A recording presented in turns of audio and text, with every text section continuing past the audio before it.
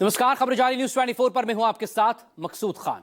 रफ्तार जब बेकाबू होती है तो मौत बनकर बरसती है और बन जाती है मौत वाली रफ्तार। उत्तर प्रदेश के 3 शहरों में रफ्तार का कुछ ऐसा ही कहर दिखा। कानपुर से लेकर हाथरस तक रफ्तार ने लोगों को रौंद दिया।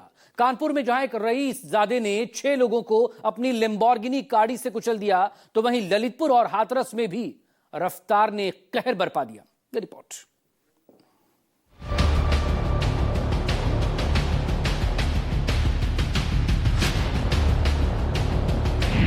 उत्तर प्रदेश में रफ्तार का तांडव। कहीं रईसजादे ने लोगों को कुचला, कहीं पूर्व विधायक की कार बेकाबू,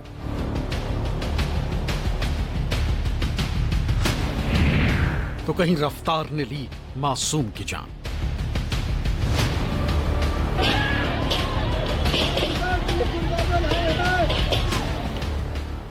रफ्तार जब बेकाबू हो जाती है तो सड़क पर तांडव मचाती, लोगों की जान ले जाती। ये 3 तस्वीरें मौत वाली रफ्तार की गवाही दे रही। तीनों ही तस्वीर उत्तर प्रदेश की है। पहली तस्वीर कानपुर की है, जहां एक रईसजादे ने अपनी लग्जरी कार लैम्बोर्गिनी से लोगों को रौंद डाला। दूसरी तस्वीर ललितपुर जिले की है, जहां एक फॉर्च्यूनर ने 2 लोगों पर मौत का कहर ढाया। तो तीसरी तस्वीर मासूम के मौत के बाद लोगों के हंगामे की। तीनों मामलों को अब तफसील से जान लीजिए। कानपुर में लैम्बोर्गिनी ने 6 को कुचला।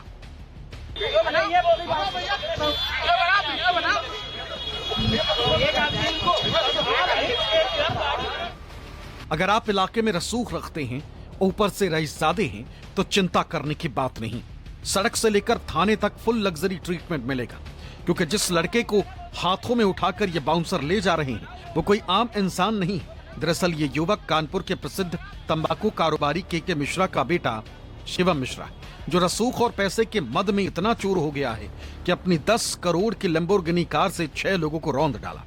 घटना 8 फरवरी दोपहर कानपुर के ग्वालटोला इलाके की, जहां शिवम ने अपनी कार से तांडव मचा दिया, जिसकी गवाही ये तस्वीरें दे रही, जिसमें कार एक बुलेट के ऊपर चढ़ी दिखाई दे रही। कार की टक्कर लगने से भारी भरकम बुलेट सवार भी हवा में उछलकर करीब 10 फीट दूर जाकर गिरा था। अब जरा इस एफआईआर की कॉपी को देख लीजिए, जो इस एक्सीडेंट मामले में दर्ज की गई। इसमें लापरवाही से गाड़ी चलाने पर लगने वाली सुसंगत धाराएं लगी। शिकायत करने वालों का नाम तौफीक भी दर्ज है। इसमें यह भी लिखा है कि यह हादसा लग्जरी कार लैम्बोर्गिनी से हुआ, लेकिन हादसा करने वाला कौन है, वो कहां रहता है, उसका पता क्या है, इसके नीचे सिर्फ अज्ञात लिखा हुआ है। जिस तौफीक की शिकायत पर केस दर्ज हुआ, उसका क्या कहना है, पहले वो सुन लीजिए। असल में हम खड़े हुए थे, अपने मित्र का इंतजार कर रहे थे। हमारे दोस्त को थोड़ा सा वक्त हो गया आने में, उतने में ये कार आ रही थी, एक्सीडेंट हो गया। पहले बिलर पे टक्कर पड़ी, उसके बाद फिर मेरे टक्कर पड़ी है। गाड़ी खड़ी हुई है। चोट आई है जी। कहाँ ले गए? अब उर्सला गए थे, मगर वहाँ पर जो है नहीं हुआ इलाज। कुछ नहीं हुआ। गाड़ी की स्पीड थी, अगर ना हटते तो शायद ना बचते। बस इतना कह सकते हैं। अब आप ये तस्वीरें देख लीजिए जो हादसे के वक्त की हैं, जिसमें हादसे के बाद पैसे और रसूख के नशे में चूर रईसजादे शिवम मिश्रा को उसके बाउंसर भीड़ के बीच कार के अंदर से निकालते दिख रहे हैं। दरअसल शिवम मिश्रा के बाउंसर दूसरी कार में उसके पीछे आ रहे थे। इसी बीच हादसा होने पर वो उसे कार के अंदर से निकालने लगे।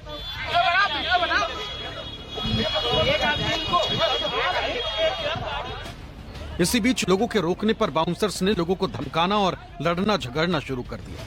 इसके बाद बाउंसर शिवम मिश्रा को उठाकर अपनी फॉर्च्यूनर में ले गए। हम लोग अपना पावर हाउस से आते थे, तो हम लोग गाड़ी रोक के वहाँ पे ठेला लगाया था जुनैद, ये पीछे थोड़ा सा भी, तो उसकी दुकान पे टी शर्ट हम लोग खड़े होकर उसे बुलाया, तो टी शर्ट देखने लगे खड़े होके। तो हमने गाड़ी स्टैंड लगाया, तो ये थोड़ा पीछे बैठे थे, थोड़ा साइड में हटे। जैसे ये साइड में हटे नहीं तो तुरंत गए थे पीछे से। हमने देखा आवाज़ बड़ी कसके आ रही है, तो घूम के देखा तो इनको हमने इशारा कि ये देखने लगे, तो इनको हमने झटके से हाथ खींचा। तो जब तक का उन्होंने आके पहले एक ऑटो में हल्की गाड़ी छुआई, फिर उसके इनकी बुलेट पे उसने गाड़ी चढ़ा दिया पूरी। उसके 2 लड़के बगल में खड़े, तो उनके भी एक्सीडेंट हो गए, वो बेचारे डॉक्टरी करवाने गए हैं। और ये लोग जो इनके बाउंसर है, ये हम लोगों से लड़ने लगे, तो वहाँ हम लोग से इनकी भैंसा वैसी हो गई। एक लैम्बोर्गिनी कार थी, वीआईपी कार थी, मैंने नाम भी पढ़ा था, तो उसमें देखा कि एक्सीडेंट हुआ, तो एक शीशा भी टूटा था। सुनते ही हैं कि वहाँ के जो जितने भी नगर जो क्षेत्रवासी हैं बोल रहे थे लग्जरी कार है, उसने किसी को टक्कर मारी है, 4-5-6 लोग घायल हो गए हैं और पीछे जो एक फॉर्च्यूनर थी उस पर उनके बाउंसर वगैरह चल रहे थे। तो उन्होंने जब लग्जरी कारों का होता क्या है कि जब लड़ जाती हैं तो उनकी कार लॉक हो जाते हैं, तो उनके जो बाउंसर हैं उन्होंने शीशा तोड़ के उसको निकाला है और सीधे उसको फॉर्च्यूनर में ले गए। उसके बाद वो कार जो है क्षेत्रवासियों ने विरोध किया, तो उसमें फिर आगे इतना मेरे पास समय नहीं था तो प्रशासन आया। अब उसके बाद उसको थाने ले गए। कहाँ ले गए ये तो मैंने देखा, मगर आज सुबह मैंने देखा कि गाड़ी थाने में खड़ी है, कार्रवाई उस पर हो रही है। ये वीआईपी ट्रीटमेंट सिर्फ मिश्रा जी के बेटे को ही नहीं मिलता बल्कि उसकी कार को भी मिलता है। हादसे की सूचना पर जब पुलिस मौके पर पहुंचती है, कार को थाने ले जाया जाता है और थाने में ले जाने के बाद कार को कवर कर दिया जाता है, लेकिन लोगों के विरोध के आगे पुलिस की नहीं चल पाती। आखिरकार पुलिस को कार से कवर हटाना पड़ता है। सिर्फ यही नहीं, थाने में मौजूद कुछ पुलिसकर्मी तो इस लग्जरी कार के साथ अपनी फोटो खिंचवाते भी नजर आए। तो देखा आपने तंबाकू कारोबारी के रईसजादे बेटे को किस तरह सड़क से लेकर थाने तक ट्रीटमेंट दिया गया। अब सवाल यह है कि जब वीडियो में साफ दिख रहा है कि बाउंसर लैम्बोर्गिनी से शिवम को बाहर निकाल रहे हैं, तो फिर अज्ञात पर एफआईआर क्यों दर्ज की गई? क्या पुलिस भी रईसजादे के इस बेटे के रसूख के चलते दबाव में थी? मामला हाई प्रोफाइल निकला तो पुलिस पर भी दबाव बनने लगा और आखिरकार पुलिस ने एक्सीडेंट के इस केस में तंबाकू कारोबारी के बेटे का नाम शामिल किया। लेकिन शिवम मिश्रा का नाम केस में जोड़ने में पुलिस को इतनी देर क्यों हुई, ये आप कानपुर के डीसीपी से सुनिए। कल थाना ग्वालटोली क्षेत्र में एक लैम्बोर्गिनी से एक एक्सीडेंट की घटना घटित हुई थी। इस सूचना पर तत्काल आवश्यक कार्रवाई की गई थी। जिनको चोट लगी थी उनको हॉस्पिटल भेजा गया था, इलाज कराया गया था। इस प्रकरण में अभियोग पंजीकृत कर लिया है, विवेचना की जा रही है। विवेचना के क्रम में जो भी दोषी होंगे उनके विरुद्ध सख्त कार्रवाई की जाएगी। सर, इस मामले में कुछ लोगों को डिटेन किया गया है? नहीं, ऐसा कोई डिटेन नहीं किया गया है। जैसा कि मैंने बताया, अभियोग पंजीकृत कर लिया गया एक्सीडेंट का, विवेचना की जा रही है। विवेचना में जो भी तथ्य प्रकाश में आएंगे उनके आधार पर अग्रिम कार्रवाई करेंगे। सर, क्या गाड़ी चलाने वाले कुछ ड्रिंक कर या कुछ इस तरह का अभी तो कोई? जैसा कि मैंने बताया, अभियोग पंजीकृत है। पूरे प्रकरण की गंभीरता से जांच की जा रही है। जांच में जो भी तथ्य प्रकाश में आएंगे उनके आधार पर कार्रवाई करेंगे। सुना, पुलिस जांच करने के बाद शिवम का नाम केस में जोड़ने की बात कह रही है, लेकिन इस रईसजादे के वकील ने इस केस में नया ही मोड़ ला दिया। शिवम के वकील मृत्युंजय सिंह का कहना है कि हादसे के वक्त गाड़ी शिवम नहीं बल्कि उनका ड्राइवर चला रहा था, जैसा कि अमूमन आपने फिल्मों में होते हुए भी देखा होगा। जबकि पुलिस कमिश्नर ने बताया कि जांच में पाया गया कि लैम्बोर्गिनी शिवम ही चला रहा था। आगे कार्रवाई होगी वो माननीय न्यायालय से होगी। माननीय न्यायालय के समक्ष एप्लीकेशन पड़ चुकी है। जो भी है अब आगे कार्रवाई, कल की डेट फिक्स है, कल की डेट हियरिंग के लिए फिक्स है। जो भी होगा माननीय न्यायालय के समक्ष जो है उपस्थित होकर के होगा। आप शिवम से बात करेंगे क्या? गाड़ी चलाते समय शिवम वहाँ मौजूद थे? मैं आपके सारे जो है क्वेश्चंस का आंसर मैं कर चुका हूँ। जो भी अब आगे कार्रवाई होगी माननीय न्यायालय के। नहीं, ऐसा कुछ नहीं है। क्या अटैक पड़ा था कोई?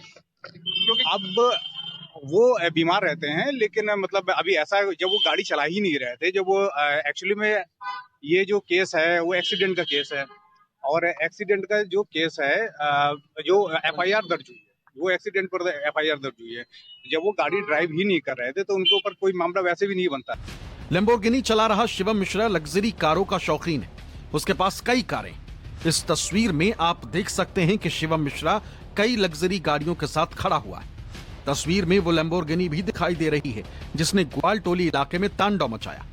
शिवम ने अपने बेटे के बर्थडे सेलिब्रेशन पर करोड़ों रुपए खर्च किए थे। इसके बाद ही वो इनकम टैक्स डिपार्टमेंट के रडार पर आ गया था। दरअसल तंबाकू कारोबारी के मिश्रा की बंशीधर एक्सपोर्ट्स प्राइवेट लिमिटेड नाम से कंपनी है।